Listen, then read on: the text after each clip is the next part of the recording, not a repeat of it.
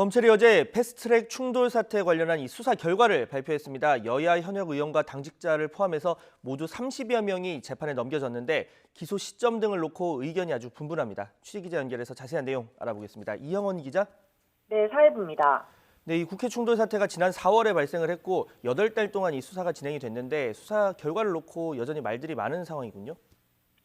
네, 지난 4월 국회 신속처리 안건 이른바 패스트트랙 지정과 관련해 충돌했던 여야 의원들 20여 명이 재판에 넘겨졌습니다. 자유한국당 소속이 가장 많았는데요. 한국당 황교안 대표와 나경원 전 원내대표 등 현역 의원 13명이 불구속 기소됐고 곽상도, 장제원 등 의원 10명은 서면 심리로 대신하는 약식 재판이 청구됐습니다.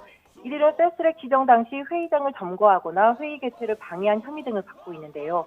검찰은 당시 충돌 상황에서 범행에 가담한 정도와 역할 등을 기준으로 정식 혹은 약식 기소 여부를 결정했다고 밝혔습니다. 특히 황교안 대표와 나경원 전 원내대표는 한국당 측 의사결정에 가장 중요한 역할을 한 것으로 판단해 정식 재판에 넘겼다고 설명했습니다. 네, 여당인 민주당 역시 다수의 현역 의원들이 재판에 넘겨졌죠. 네, 그렇습니다. 민주당에서는 현역 의원 5명이 재판에 넘겨졌습니다. 이종걸 의원 등 4명은 국회 배치 당시 회의실 앞을 가로막는 한국당 당직자를 폭행한 혐의로 불구속 기소됐습니다. 같은 혐의를 받은 박주민 의원은 가담 정도가 약한 것으로 판단해 약식 기소됐습니다.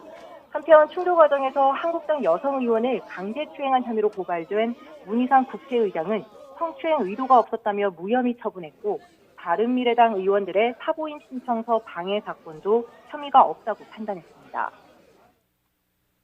네, 자 지금 이 한국당과 민주당 측에 각각 적용된 이 혐의의 차이가 있습니다. 다가올 총선 근데 한국당에 더 비상이 걸렸다 이런 분석이 나오는데 어떤 이유입니까?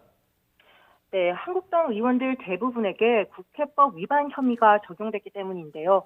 국회 선진화법이 처음 적용됐습니다.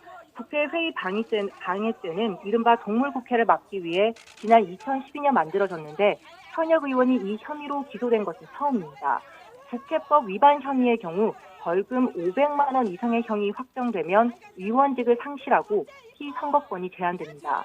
반면 형법상 폭행 혐의로 기소된 민주당 의원들은 금고 이상의 형이 확정돼야 의원직 상실이나 피선거권이 박탈됩니다. 그러다 보니 당장 오는 4월 총선 공천을 놓고 한국당 측 고심이 더 깊을 수밖에 없는 겁니다. 네, 마지막으로 이 시점에 대한 이야기를 좀 해보겠습니다. 특히 검찰을 견제하고 또 감시하는 공수처법의 통과 직후에 이루어져서 이 부분에 대한 논란이 지금도 이어지고 있는데 검찰 입장 어떻습니까? 네, 말씀하신 대로 그런 논란이 있다 보니 어제 수사 결과 발표 때도 시점에 대한 질문이 가장 많았습니다. 왜 지금이냐, 공수처법 통과가 되는 것을 보고 정격 기소했느냐는 질문이 많이 나왔는데요. 검찰은 그런 점을 전혀 고려하지 않았다며 선을 그었습니다. 오는 4월 총선이 예정돼 있는 점을 고려해 정당 공천에 영향을 주지 않기 위해 가능한 서둘러 기소했다는 건데요. 오히려 정치권에 어떠한 영향도 주지 않기 위해 어제 수사 결과를 발표한 것뿐이라는 겁니다. 추미애 법무부 장관이 검찰 인사권 행사를 예고한 것과 관련해 이것과도 연관성이 있느냐는 질문도 있었는데 이에 대해 검찰은 전혀 무관하다며 사건을 있는 그대로 보고 수사했다고 거듭 해명했습니다.